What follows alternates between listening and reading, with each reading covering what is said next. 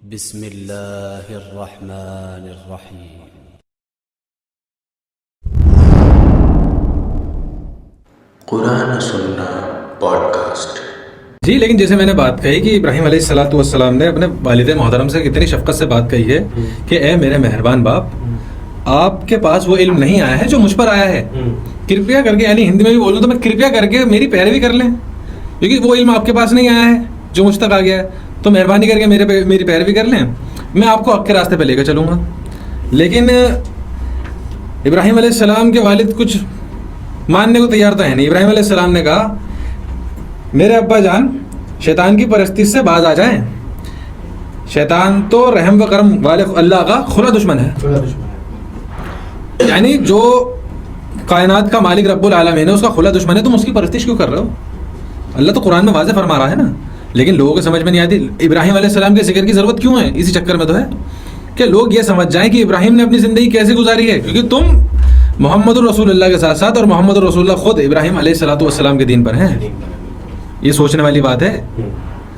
آپ یہ نہ کہیں کہ محمد رسول اللہ صلی اللہ علیہ وسلم کا دین سمجھنے کے لیے، لیکن آپ کو اسے سمجھنے کے لیے قرآن بھی سمجھنا پڑے گا، اور قرآن کے اندر ابراہیم علیہ السلام کی زندگی کو سمجھنا پڑے گا۔ اچھا، ایک چیز میں بتاتا چلوں کہ حضرت ابراہیم علیہ السلام سے جڑے ہوئے ہیں 3 ریلیجن، حقیقت سے جو جڑے ہوئے ہیں ریئل میں، اور جو ریئل میں ابراہیمی ہے وہ میں ہوں، یعنی مسلمان اسلام ابراہیم سے جڑا ہوا ہے۔ باقی کرسچن بھی خود کو ابراہیمی دھرم پر کہتے ہیں، اور جوئش بھی خود کو ابراہیمی دھرم پر کہتے ہیں۔ ابھی جوئش فلسطین کو اسرائیل بنانے کی کوشش کر رہے ہیں۔ یہ جو بھی جھگڑا ہے وہ مسلم اور اسرائیل کے بیچ ہے، یہودی اور مسلم کے بیچ۔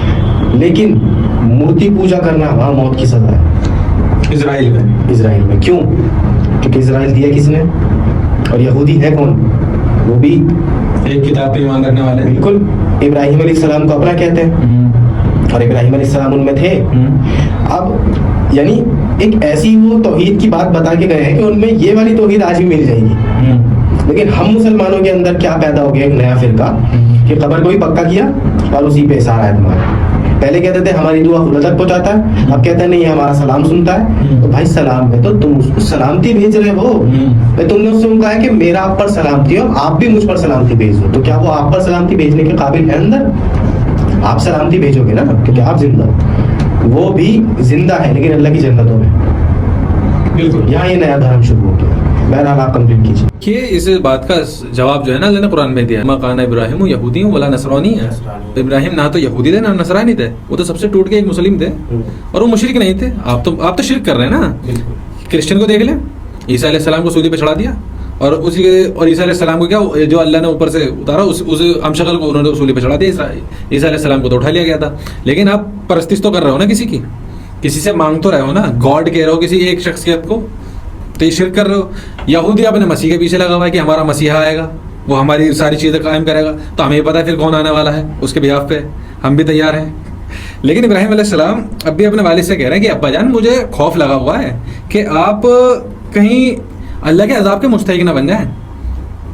یہاں ایک اولاد ہوتی ہے، اولاد فکر کرتی ہے اپنے باپ کی، تو وہ یہی کہہ رہے ہیں کہ مجھے خوف لگا ہوا ہے کہ کہیں آپ پر کوئی عذاب الہی نہ آ پڑے کہ آپ شیطان کے ساتھی بن جاؤ، کیونکہ جو علم اللہ تعالیٰ ابراہیم علیہ السلام کو عطا کر چکا تھا وہ انہیں تو عطا نہیں کرا تھا، لیکن انہوں نے کہا تھا کہ آپ میری وہ کر لیں پیروی تو میں آپ کو حق کے راستے پہ لے کے چلوں گا، لیکن انہوں نے انکار کر دیا۔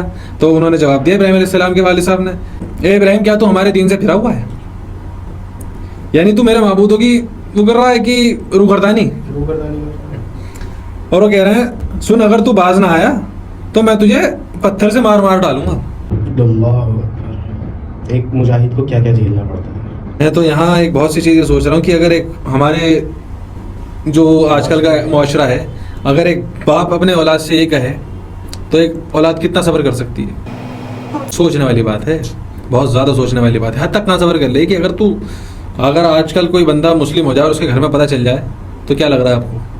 اس کے گھر والے تو چھوڑ دیں گے؟ اتنا آسان سمجھ رہے ہیں؟ مسلمان بننا آسان ہے؟ چلیے مسلمان تو آپ ایک کلمہ پڑھ کے بن گئے، مومن بن کے دکھائیے۔ دنیا قیامت میں جس کی وہ ہے نا وزن، وہ مومن کا ہے۔ مسلم تو ہر کوئی بن جائے آج کل کے دور میں، لا الہ الا اللہ محمد الرسول اللہ۔ اب مومن کی صفات تو پیدا کرو گے اپنے اندر جو ابراہیم علیہ السلام کے اندر تھی۔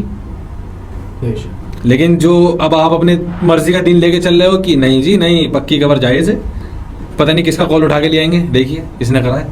ابھی محرم بھی آ رہا ہے, اس کے بعد یہ کیا کہتے ہیں عید میلاد النبی بھی آئے گی. آپ خود دیکھیے گا عید میلاد النبی پہ کیا ہوگا.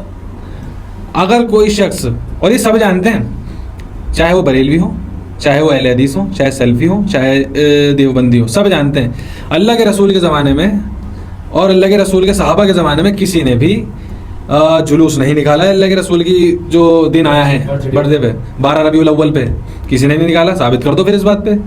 تم کہتے ہو کہ ثابت کر, تم دکھاؤ منع کرا ہے, ہم کہنا تو کر کے دکھاتے, پھر کہاں کرا ہے.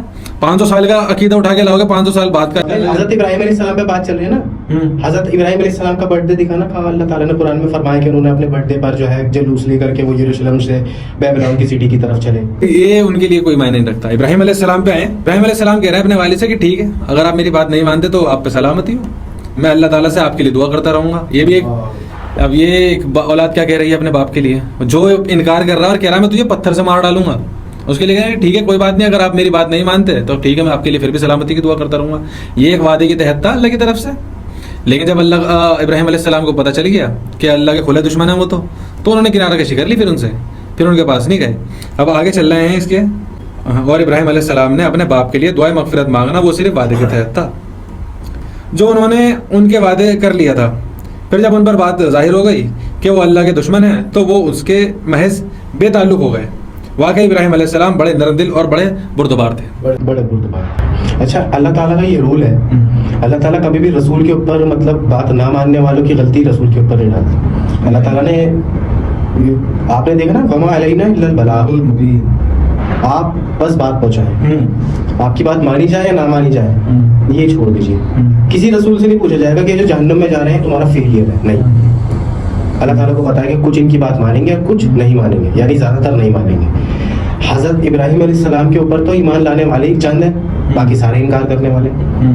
اب دیکھیے آپ کہہ رہے ہیں ان کو گھر سے نکال دیا, انہوں نے اپنی قوم سے بات کی, گھر سے بات کی, گھر میں والد صاحب کا ایٹیٹیوڈ ایسا, والد صاحب نے کہا کہ میں تجھے اتنے پتھر ماروں گا کہ تم مر جائے گا, یعنی سنسار کر دوں گا, تو نے میرے بتوں کے بارے میں ایسا کہا, میرے دیوی دیوتاؤں کے بارے میں ایسا کہا. اب وہ گئے باہر, اور ابھی کتنی ایج آپ کی, 16 سے 20 کے بیچ, بالکل 15 سے 20 کے بیچ. اور آپ نے لوگوں کو سمجھانے کی کوشش کری بہت ڈفرینٹ طریقے سے. آپ نے انہیں کہا کہ میں ان لوگوں کو خدا نہیں مانتا. آپ نے کہا کہ یہ جو تارا ہے نا چمکتا ہوا, یہ میرا خدا ہے.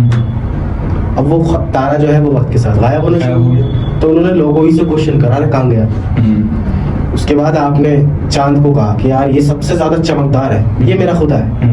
شام کے وقت اب صبح ہوئی چاند غائب, تو آپ نے لوگوں ہی کے سامنے کوشچن رکھا تاکہ ان کے دماغ میں ایک کیل ٹھکے, ایک سوچ کریٹ ہو اندر سے کہ یار یہ سورج چاند کہاں گیا, میں نے چاند کو خدا بنایا تھا رات کو, چاند غائب. اب سورج آیا تو فرمایا کہ یہ تو بہت ہی زیادہ چمکدار ہے, یہ میرا خدا ہو سکتا ہے. یہ لوگوں کو سمجھانے کے لیے تھا کیونکہ ابراہیم علیہ السلام کو بات سمجھ میں آ چکی تھی. کیا فرمایا, یہ بھی کام ڈھل گیا, یہ تو غائب ہو گیا. زمانے والوں نے جب ان کی مخالفت کری تو حضرت ابراہیم علیہ السلام نے کھلا صاف سب سے فرمایا وَأَنْتُمْ آبَاؤُهُمْ فِي ضَلَالٍ مُبِينٍ, تم سب گمراہ, تمہارے باپ دادے بھی گمراہ, سارے فرقے تمہارے گمراہ. حق پہ کون ہے؟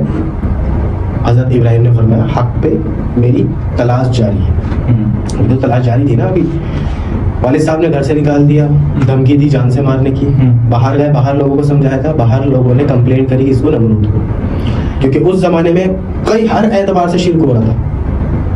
اور حضرت ابراہیم کی کوالٹی یہ ہے کہ آپ کو کوئی بتانے نہیں آیا کہ یہ شرک ہو رہا ہے, آپ پیدا ہوئے ہیں, آپ نے دیکھا ہے اور آپ سمجھ گئے لاجیکلی. دیکھیے جہاں جو چیز ہو رہی ہوتی ہے نا, پیدا ہونے والا بھی وہی کرنے لگتا ہے.